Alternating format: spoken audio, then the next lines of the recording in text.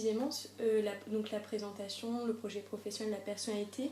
Et le deuxième qui est un peu la culture générale, la curiosité donc, de l'étudiant. Comment vous pensez que ça peut se préparer et aussi comment pensez-vous qu'on peut transmettre ce sentiment au jury? Alors, il y a un truc qui tue, ça, je vous le déconseille absolument, c'est la question bateau dans l'actualité, qu'est-ce qui vous a marqué?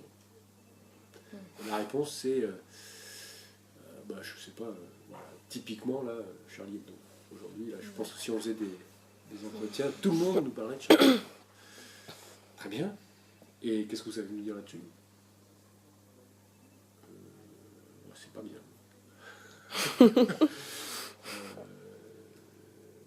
Non, c'est grave, quoi.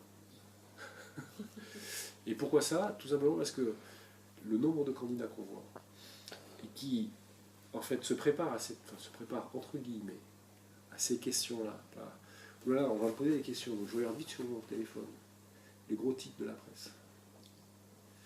Mais, donc on en retire un, ou deux, mais en fait, on ne sait rien de ce qu'il y a derrière. Rien des implications, rien de l'analyse que ça peut donner. Donc c'est creux complètement. Et ça se sent en 10 secondes que, en fait, il n'y a pas d'intérêt. C'est juste, je regarde les gros titres parce que je sais qu'on va m'interroger là-dessus, et en fait, je n'ai rien à dire, je ne comprends pas les implications parce que je ne connais pas. Donc ça, c'est la mort. Ça, voilà, la sortie, c'est culture générale 0, intérêt pour l'actualité 0. Donc, quand on vous pose la question, il faut avoir préparé, c'est-à-dire qu'il faut avoir quelques sujets importants, qu'on a un peu potassés quand même, et sur lesquels on est capable de dire un certain nombre de choses. On ne demande pas d'être parfaitement originaux, mais de montrer que voilà, on comprend des implications un petit peu profondes au-delà de l'article de 20 minutes. D'accord. Mais ça veut dire que ça ne se prépare pas au-delà du moment, ça veut dire que dans la durée, on lit la presse, on essaye de comprendre des choses, on essaye de se faire en fait un minimum de culture. Parce que sinon, vraiment ça tue. Alors de la même façon, parfois dans les CV, il y a des gens qui disent dans les loisirs, cinéma, et trucs comme ça. Quoi. Puis je leur dis, la dernière fois que vous allez au cinéma, c'est quoi? Oh là, attendez, c'était pas récent, donc je me souviens plus très bien. Voilà, si on va au cinéma une fois par mois, parce que comme tout le monde, on ne met pas qu'on s'intéresse au cinéma. On met qu'on s'intéresse au cinéma quand on est cinéphile. C'est-à-dire quand on va voir beaucoup de films, qu'on les analyse, qu'on a un intérêt, pas simplement de divertissement. Je vais passer 1h30, là, je ne sais pas quoi faire, je vais regarder un petit film sur l'ordi. On dit qu'on est intéressé par le cinéma quand on considère que c'est au fond une forme d'expression qui nous intéresse et qu'on va essayer un peu d'aller un peu au-delà, quoi. En vrai, qu'on est cinéphile. De toute façon, on ne dit pas qu'on lit la presse si on se contente de regarder les alertes sur son téléphone, quoi. Donc voilà, il faut là-dessus être, encore une fois, cohérent. Rigoureux, aller au fond des choses. Donc ça se prépare un peu dans la durée. C'est sûr que si 10 minutes avant, en attendant, parce que les autres sortent en disant oh là, on m'a allumé sur l'actualité, on regarde vite, alors on est sûr de tout. Il ne faut surtout pas faire ça.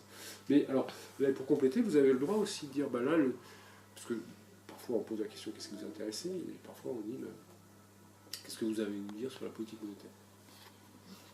Le sujet, on peut être un peu sec. Hein. Dire, sur la politique monétaire, j'ai pas trop suivi récemment, mais par contre, voilà, sur la question du chômage, c'est un sujet qui m'intéresse davantage. Pour telle raison. Vous tombez une perche, vous la saisissez ou la saisissez pas.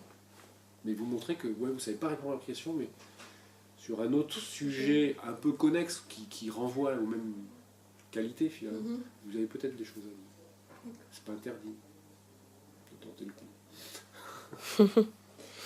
Donc toujours concernant l'actualité, comment vous pensez qu'on peut répondre finalement à des questions qui sont assez polémiques? Vous avez parlé de Charlie Hebdo, ça touche quand même par exemple au terrorisme, aux questions de religion, de tolérance. Enfin, je pense que dans certains entretiens, il peut nous arriver d'être mal à l'aise parce qu'on est confronté à des questions qui touchent à des sujets assez difficiles à traiter comme ça. Comment réagir?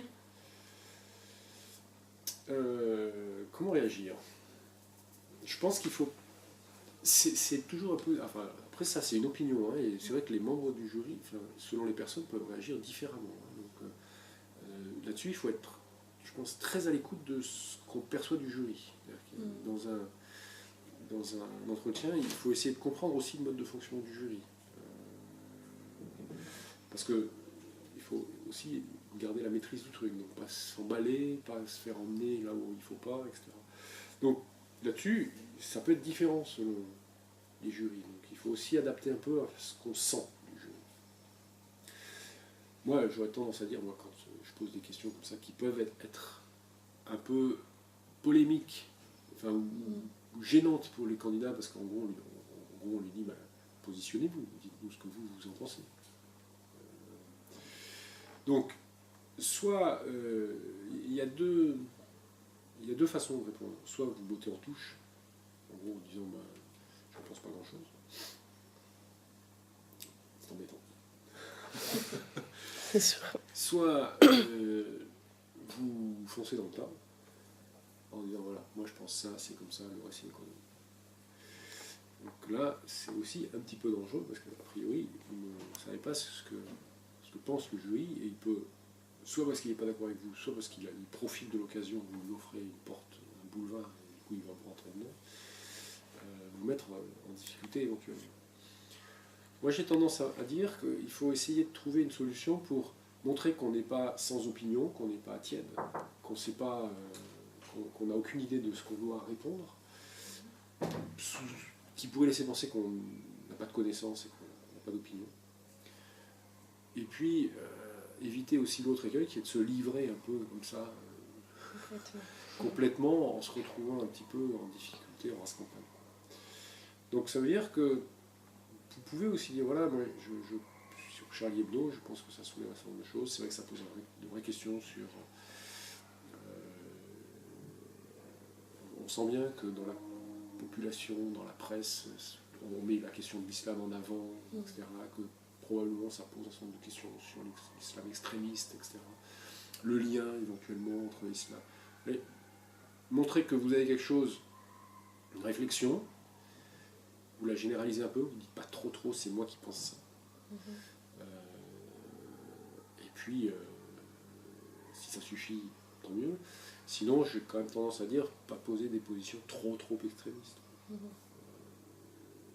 Parce que là, vous risquez d'avoir des soucis. Mais il ne faut pas dire je suis sans opinion. Et il ne faut pas être trop, à mon avis, pas être trop radical parce que ça va prendre des risques. Donc il faut trouver une façon, non pas d'avoir une opinion tempérée, enfin tiède, mais d'exprimer les choses de manière à la fois ouverte, tolérante, en ayant conscience que d'autres gens peuvent penser autrement que vous. Puis, voilà. Puis vous avez aussi le droit de dire, là, moi j'ai pas envie de vous dire ce que je pense de ça. J'ai une opinion. Mais j'ai pas envie aujourd'hui, là, ici, je pense que c'est... Ouais, j'ai pas envie d'en discuter aujourd'hui, je peux vous donner des éléments de réflexion, mais j'ai pas envie de vous dire, moi, profondément, ce que je pense. Voilà, j'ai pas envie de vous dire si je suis pour ou contre l'avortement. Vous avez le droit, hein.